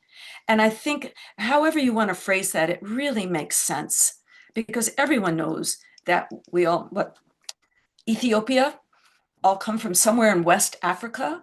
So why not make Africa the nurturing ground, the seeding ground of health throughout all of Africa? Brian Johnson, okay. Brian Johnson seems like a decent person, to be sure. I'm not interested in calling people billionaires. I think that's a really insult today. I think that as someone who read about longevity and as an entrepreneur, he created a product, and I think that's great. That's what he does. And he's now become a biohacker experimenting on his body. I think that's fine. He has the money and the time to do it. So all the more power to that. He's not someone I would follow. In fact, the video link that I gave you in the thread here, and right now I'm competing with him, unbeknownst to me, I guess it was, but the producer who made the video of me that has 250,000 viewers to date, also worked with him and did a video on him. And so she was looking for alternatives to Brian Johnson, and she contacted me. So my practice is an alternative to extremism. And I'm not an extremist in that sense. So his products, I don't know his products for reversing biological aging. I would assume that they're probably authentic and good. The quality is probably good. I think he seems to be a very smart businessman. They're not products that I take, and I wouldn't advertise for them. I think that we can do it ourselves. And I think his routine may not fit you, so his products may not fit you. I would love ask a question. Okay, here. Yeah. Let's see Sorry. from Itoro. I'm sorry. Chisom first. Chisom, ask your question first. After Chisom, then Itoro. Chisom, go ahead. Thank you very much, ma'am. We've been having these lectures back to back. Not so much have we heard from anyone speak this fluently, with passion, poise. I just want to commend you, ma'am. I enjoy every bit of your lecture. This is one part that most of us perhaps probably are not seeing. And it's also a good part to this movement. And my question here is, how can one really speak as you do? Do we have any hacks, any tips? You know, we are not natives, but we are trying our best to be able to communicate. So how can one communicate as you? Because it is important. If we have more speakers who are fluent, who speak down to earth like you, it will help this movement, because we need people who will also be there in the communication sector to be able to communicate most of these things that we are actually practicing. Thank you so much. I love that you mentioned that. A lovely compliment. Thank you very much. It truly touched my heart. But I think that the bigger issue here is conveying information in a way where it's received. There's one thing in being a speaker, giving a talk, and speaking down to the audience or speaking at the audience. You don't want to do that. And it's something I try not to do. So I think the important thing here is to not try to be the doctor or the PhD. Yes, I am a doctor, I'm a PhD. Okay, but when I'm talking to people, I don't want to have that, professorship. That's the way to get people to listen, is to reach out to them and communicate effectively. And I noticed that in the longevity field, largely in the scientific area and in the entrepreneurial, the business of it, it's a bit of a turnoff. Some of the speakers want to be stars, like they want to be movie stars. They want to take stage and have their followers, and it's a turnoff. We don't want that. It's a movement. It's our lives. We want to engage. So first thing, know your audience, know who you're speaking to. If you're speaking to a child, an older person, a rich person, a poor person, not these things don't matter as far as society, but they matter as far as language. Learn the language of the person you're speaking to. Now, if the person is uneducated, you don't have to dumb yourself down, but you need to speak in a way that they'll understand. And the most important thing, I think, is the sincerity. If you're sincere, if you really care, then the words that you choose will reflect that. So don't try to be officious or too smart or too intellectual or too this or that. Just be real. And this is a real problem. We're all dying. We're all aging. And this has got to stop. So if you speak about death and aging, people usually freak out. What we need to do is, as someone just said it in the chat, hi, Euphania, pretty name. Be real. Just say, I want to be as healthy as possible, and I want you to be as healthy as possible. Don't put it into immortality and death and these other areas. Just say, we want to be healthy and to live a rich life is a gift. Come on, people are dying every second. Just that. More people die. Now more people die. People are dying. This is the reality. We're alive.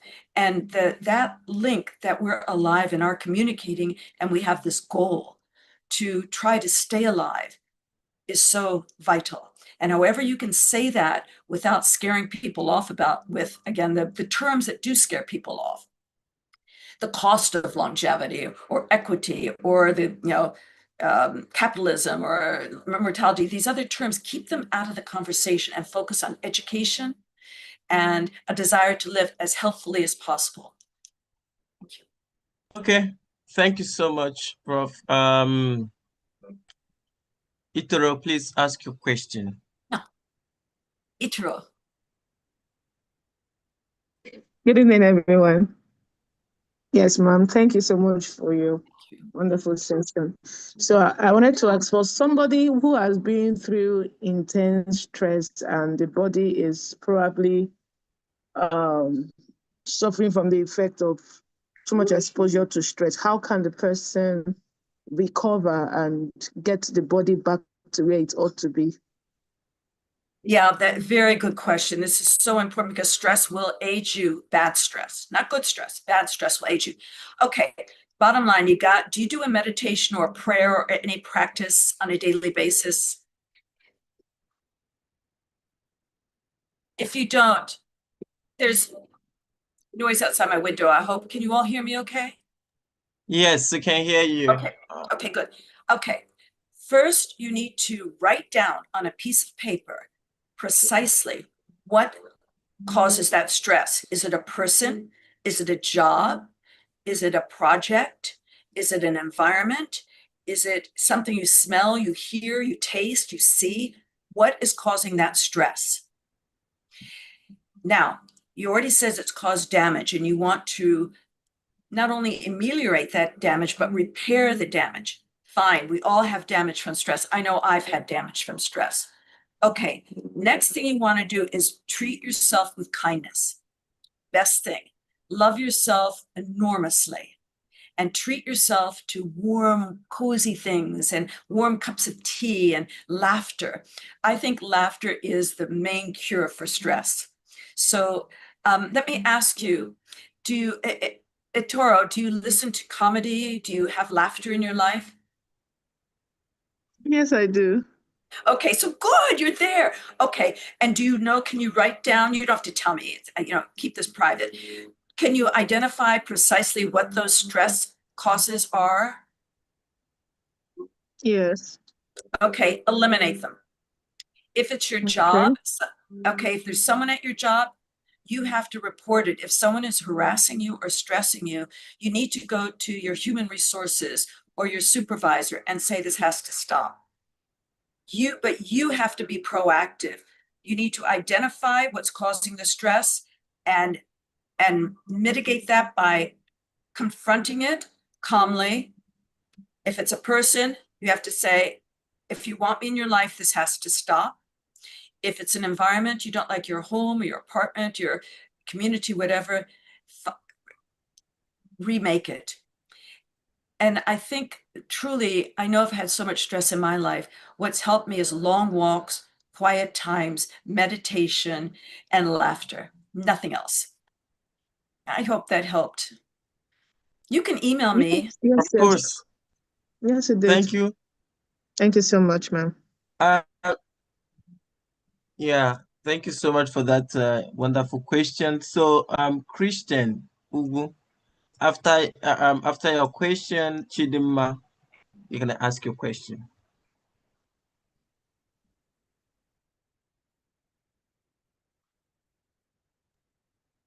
Ugu Christian, are you there? Yes. Okay. Yes, Okay. I'm there. I just Okay. unmuted myself right now. Good evening, all from here. Thank you very much, Professor Natasha. I can say this is just a wonderful presentation, and we have all learned a lot from this.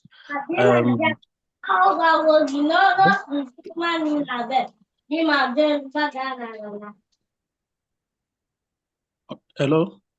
Hi, I'm here. Yeah, the baby is learning longevity, so no worries. That was great. Okay, so my question is, aside from this exercise and diets, can we really talk about the genetic and hereditary aspects of this longevity? Because I can say in my area, I can say that I've witnessed a family hereditary gene that they used to last longer, irrespective of not minding what they eat and not even involving in exercise. But most offspring from the family genetic tree, they usually live longer and healthier. You will see somebody from there living up to, let me say, 80, 90, 100 years, even supercentenary, but the person will still look younger, even without engaging in some certain exercises and not minding their diets. Can we really say something about the genetic and hereditary aspect of it? Is there any correlation on this heredity, like studying your heredity, your genetic tree, and knowing the aspects of the food which will also improve, or let me say, facilitate this your longevity, like everybody having their own different part of longevity, not a uniformity. Yes, I don't that's know really, whether my yeah. question. No, the answer is kind of. Okay, let me explain. We didn't start learning about our genes until the end of the 20th century, right? Up until that point, up until our DNA, up until looking at our chromosomes, our genes, and being able to sequence our genes, which most of us can do today on a fairly basic but a good, smart level, we thought historically that we were the product of our parents and grandparents. Genes maybe sometimes skipped a generation or were generational. So our hereditary lineage was what we thought. My mother had cancer, I'll have cancer. My grandmother had cancer, I'll have cancer. Or my uncle, my mother, my father, his family, everyone lived till 90s. I'm going to live till 90s. So it's kind of true in a lot of ways that our genes do make up pretty much a blueprint of our health and longevity, but not necessarily. So that's the first part. The second part is having our genes sequenced. We can see what diseases we might have a propensity for, we might get based on what genes we're carrying. But then epigenetics can affect that. The genes have to be turned on to cause the disease. So you might have a cancer gene, like a breast cancer gene or a blood cancer gene or a prostate cancer gene, but you might not get it because your lifestyle and your diet interacted and caused that not to kick in or the gene to turn on. Does that make sense? I think it does.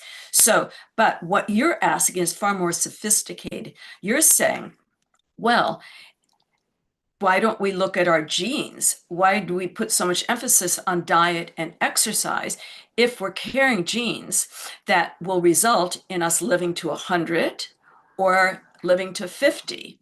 Maybe it's all written there. But again, that can be changed. Our diet and exercise, our rest, relaxation, and our joie de vivre, sense of life, can affect what goes on in our body.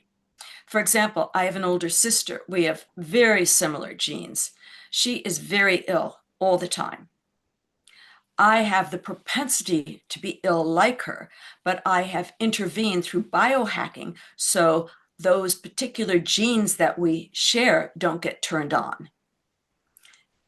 You can intervene with the genetic makeup, the hereditary lineage, through your behaviors, your attitude, certainly mind over matter, your positive thinking, a sense of, again, kindness. I mention that because kindness makes you smile inside and you want your body to be working. Indigestion, heartburn, all these things, stress can cause that. So it's not that I'm 100% diet and exercise person. I'm not. I'm very involved in the more harder sciences of this. So this is my resolve for your question. It's not available today that we have extreme understanding and capability to have personalized medicine. Medicine that will look at our genes and determine what our exercise plan should be and what our diet should be to live the longest, healthiest life possible. We do not have that capability now. Will we have it tomorrow or the next day? Yes. With artificial intelligence taking all the data and sorting it out on a personalized basis, the future of AI and longevity are very in sync so that all this data that would form an answer to your question is big, it's vast, it's broad. We don't have the capabilities right now to sort it out and streamline it so you get just the right information so that your body, your whole molecular makeup can live the healthiest, longest life possible. But I think that's right around the corner. So I didn't necessarily answer your question completely, but I alluded to a little bit of a background on genetics and where AI is headed with genetics, so that each person is personalized in knowledge about what they could do, what chemistry they need, what environment they need to live long and healthy. I think that's the best answer I can give. Okay, thank you so much. The last question. The last question, please. What is the name of the person? I think all the hands are down. Oh no, someone wanted to ask a question. Okay. Thank you so much, Prof. I'm going to call you back. Okay, sorry, go ahead and ask your question. Good evening. Hi. Prof, good to see you. Good evening. So amazing and surprising to know that you are that elderly, but you look very young. I look very well. Yeah. Well, that's my genes. You know, Wow. Yeah, I've got good genes for skin. Yeah, I do. I'm fortunate in that way. Not for height. Yeah. My question is this. My mom is in her mid-70s, but she's been diabetic right from I think as far back as early 2000. Yeah, early 2000. Yes, early 2000. She's been managing it. And she's in her mid-70s now. Then it's like something is where at times she's been very well before now, but in the last 2 years or so, there's something that's really getting too much of her. At times she feels strengthened on a particular days. Then, okay, let me just give this example that happened from the beginning of this week. She has been very, very strong, but since yesterday evening, she's been very, very weak. This evening, she's finding it difficult to walk. You understand? And I just noticed it this evening. I'm asking her, what was it? And because she knows that, yeah, we've done our very best, she's not actually too willing to give us stress. She will tell you she's fine, but I can see it on her. So please, what do you advise me on our own case? Well, diabetes is a disease, and she's taking medication, isn't she? Yeah, yeah. Yeah, and is she in pain a lot? Is she unhappy? Nothing really to make her sad. As grandchildren are around, sometimes to make her happy, but at times, the pains from most especially she has strong pain on her leg, her left Yeah. leg and her side. At times she complains part of her body from the left side of her body. At times down to the foot, she will complain of weakness. At times she feel better. Just off and on like that. But in the last few days now, there's something that's been very, very discomforting for her. Well, for that type of pain, I mean, her medication, the bottom line with those types of diseases that impinge on our mobility, like diabetes and having that pain, the best thing for it is to get it moving. If it stays still, if her limb stays still for too long, any type of movement is going to be painful. She moves. She does her early morning walk and late she evening does. walk. Okay, good. How is her diet? Speaking of diet. Our diet is restricted basically, and we make sure that they are organic. Okay. The diabetes. Sorry. At times she just like to take some biscuits, some candies. She will say she's longing for it. Like 2 days ago, I was really, really, really annoyed with her for doing it. When I discovered she took some and he didn't want me to see it. Unfortunately, I saw it. Yeah, I know. We all she was cheating, she was sneaking of some but I think the best thing is to talk. Do you talk to her doctor? Yes. Yes. And But have you the asked last her doctor about this? appointment is for next week. You need her doctor to be more proactive and helpful. Doctors have a lot going on, and sometimes it's like they see patients, so many, that they don't pay attention. You need to be an advocate for your mom, and you need to talk to the doctor and say, this is not good. What we need a plan of action here. So this is the part in my talk when I said about you need to be the CEO of your own body. This is, you need to help your mom be the CEO of her own body. That I have doctors too for different problems I have, and sometimes they don't even pay attention to, and they just ignore it. And it's not that they're not good doctors, it's just that they're so busy. So you have to intervene, and you have to say, we need a plan of action here. Should we put cold patches on her, like cold ice packs, or a heating pad? Does she use either a cold pack or a heating pad? No, she doesn't use anything. Well, maybe she needs a heating pad or a cold pack. I keep one in my freezer.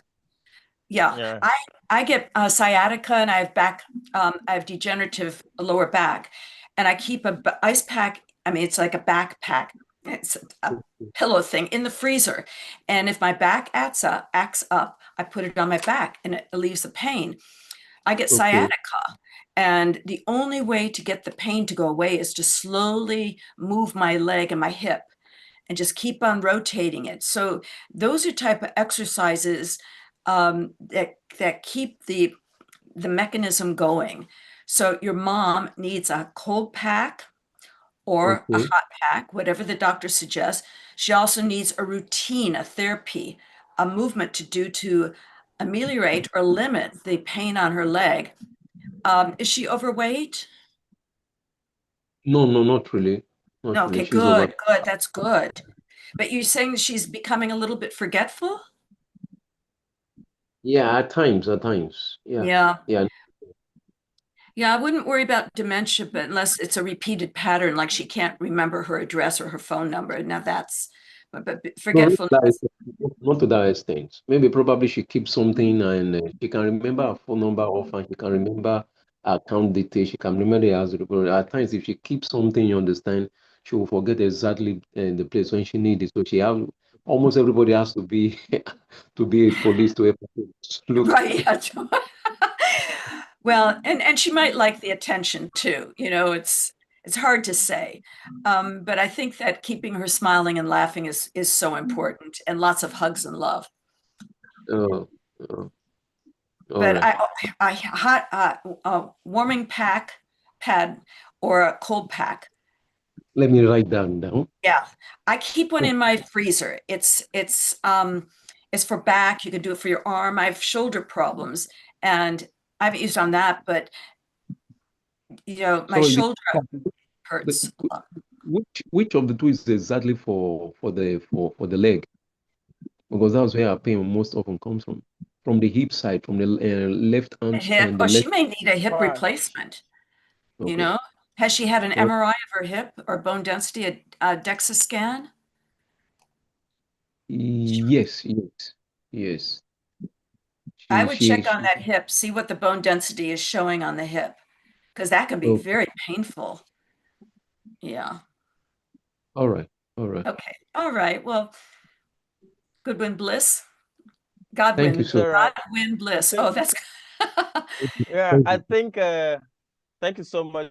I think Chidima was the person I was trying to get that time to also ask a question. Chidima, please, can you ask your question quickly?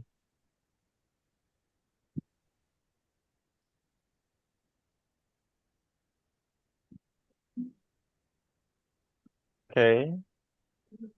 Nigeria is happening to Chidima. The internet. Is happening to. Hi. Who's that? Okay.